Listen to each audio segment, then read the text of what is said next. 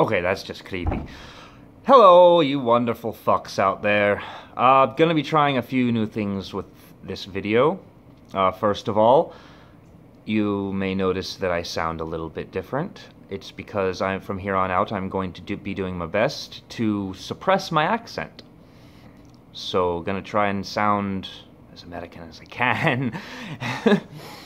But, I also have notes for probably the first time in my channel's history.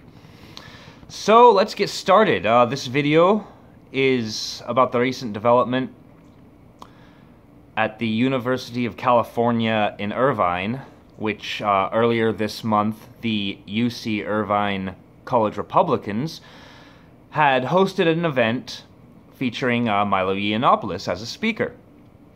Now, just recently, the administration of UC Irvine had said they wanted to have a talk with the college Republicans about a debriefing and to go over the planning arrangements that had happened for that event.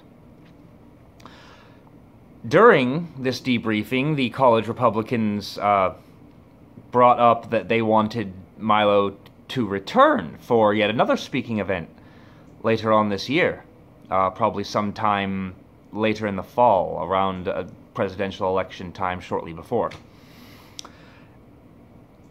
After hearing that, 4 hours after the meeting, the college Republicans received an email from the administration saying that their club was banned from campus for a year, meaning that they cannot host events, they cannot reserve rooms, they cannot do anything of that sort. They can't engage in any actual club activities at all for the next year. Now, the reason that the administration went forward with the reason why they said that they banned the club is because the club failed to provide certification for the insurance on the extra private security that was needed for the event because of how disruptive and violent the protesters against Milo Yiannopoulos' speeches usually are. But that was interesting that that was the reason the administration gave as to why they banned him, when the same group, the college Republicans, had previously hosted David Horowitz, a conservative pundit, who, under certain similar circumstances, where there was private security, and the administration did not require the club to provide a certificate for the insurance for that security, nor did the club get penalized in any way for not providing said certificate. So this is obviously some new thing that the administration has come up with as a means of punishing the college Republicans for having free speech, basically. Moving on, it's the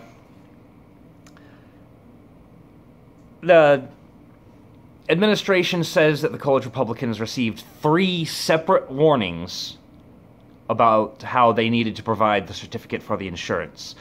However, the administration has yet to even provide any documentation proving these reminders were actually sent.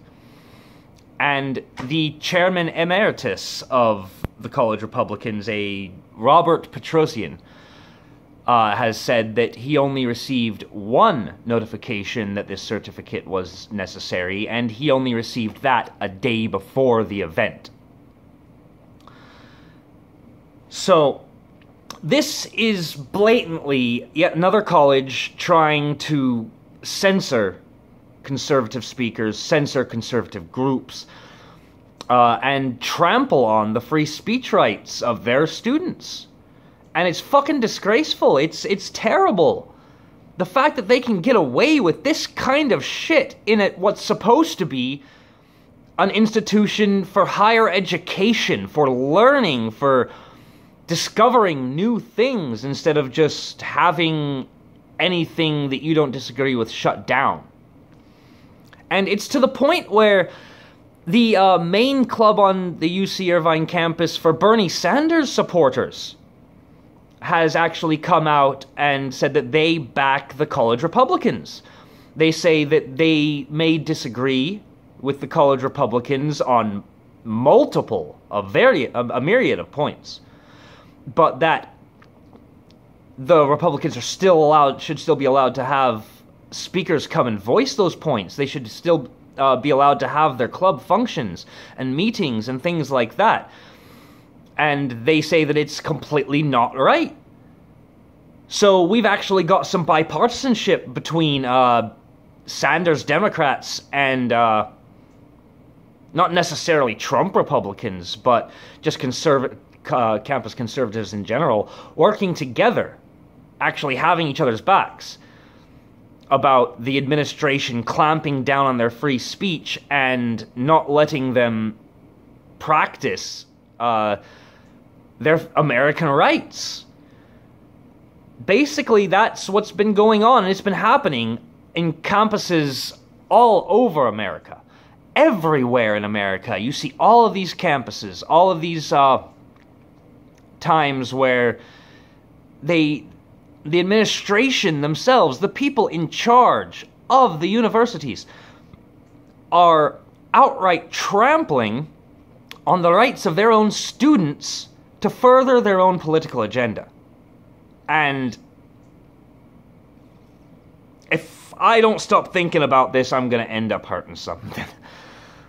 Not really, but anyways, that's about it. It's a bunch of bullshit.